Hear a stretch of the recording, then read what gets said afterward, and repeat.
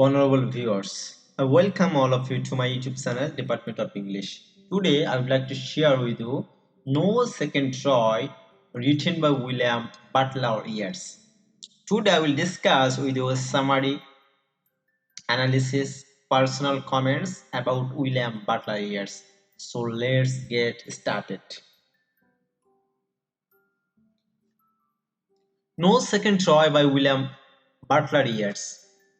The 12-line poem No Second Troy is addressed to Maud Gonne, who, 2 years great distress, married John McBride in 1903. Yeats was shattered by Maud's sudden marriage to John McBride in the February of 1903. Maud Gonne was the Irish revolutionary whom Yeats loved but who rejected his proposal of marriage. The poem was written after the final rejection of Yeats' love after and sudden marriage to John McBride, who ironically was later made the martyr of Irish freedom movement by the efforts of Yeats himself.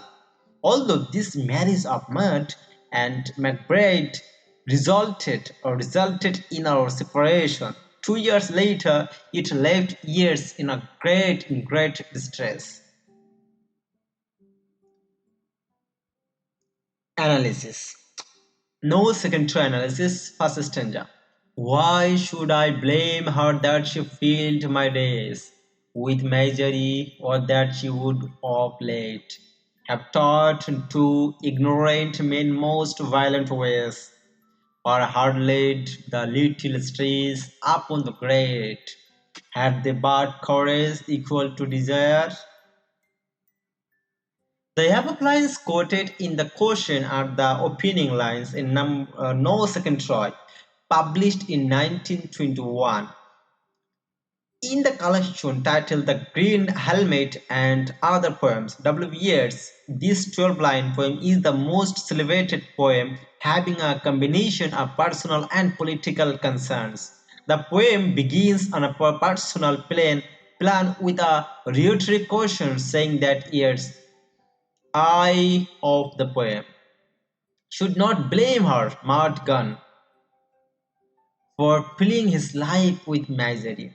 From here, it goes to refer to and comment on the political concerns of Maud Gonne, an Irish revolutionary loved by Yeats. The poem opens with a rhetorical question. The answer to which The answer to which is implied in the question itself. The poet is unhappy that Maud Gonne has not responded to his love, but he argues that he should not blame her for filling his days with misery. He should not also blame her for teaching innocent Irish people the revolutionary methods to get freedom for the country of Ireland. The poet is scornful of the petty violence of those who would hurl the little streets upon the great, instigate the innocent people of Ireland to perpetrate violence against the British rules, which is futile.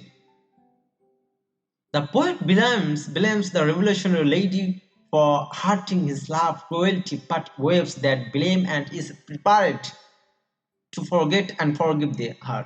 However, he fails to understand her political attitude and the revolutionary violence that the lady pressed to her countrymen, Irish people for winning the freedom of her country against the British tyranny.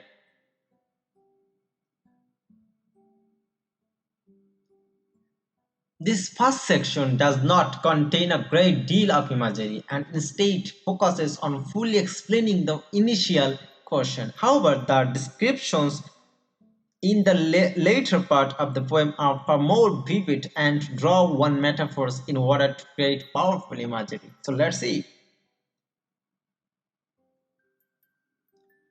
What could have made her peaceful with a mind that nobleness made simple as a fire?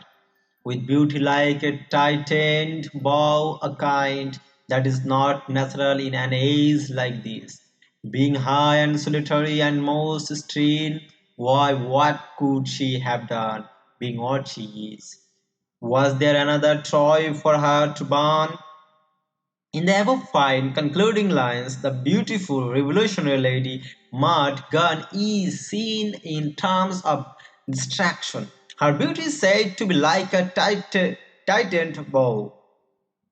Her mind is made simple as a fire of nobleness. Simplicity is not a quality that we associate with fire.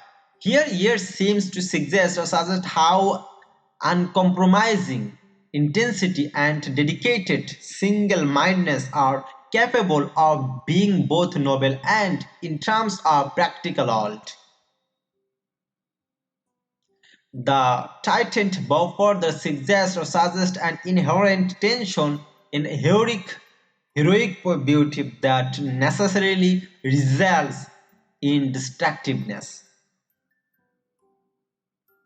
But heroic beauty cannot avoid terrible consequence. It must not be blamed because it cannot help itself.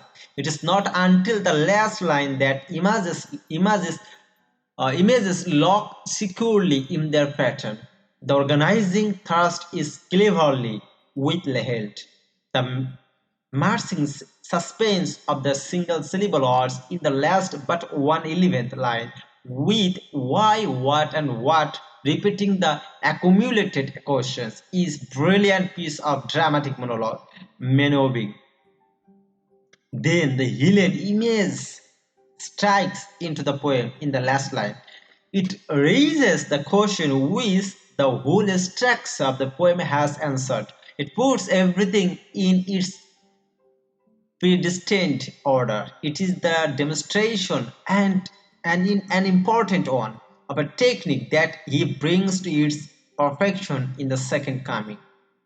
The purpose of civilization is not to provide bonifiers for eternal or heroic beauty. Ireland has not failed because it has not been burnt like Troy. The complete pattern of images as well as the rhetorical control in the poem are clearly demonstrated only when we read the last line. The poet clearly demonstrates the destructive aspect of beauty not only in personal terms but also in national as well as mythological terms. Personal comments. Published in 1992 in the collection titled The Green Helmet and Other Poems, the 12-line poem No Second Troy is the most celebrated and combines personal passion with political passion. The poem happens to be one of the several poems written by Yeats about his beloved mud gun. This short lyric is half criticism and half tribute to that Irish revolutionary lady who worked devotedly to the cause of Irish freedom struggle with her husband McBride. The poet also loved her and walked with her. The poem opens on a sad note that Mad Gun rejected the poet's love proposal and filled him with a misery, but then takes a turn to question her revolutionary and violent methods, which she proceeds to the people of Ireland to free their country from British subjugation. The title of the poem, No Second Troy, reminds the readers of the Helen of Troy, which was destroyed and burnt down at the end of a 10-year war. It points at the contrast of the Homeric times when there was beautiful city of Troy and the times of an age like this when there is no second Troy to be destroyed and burned down. About William Butler Yeats.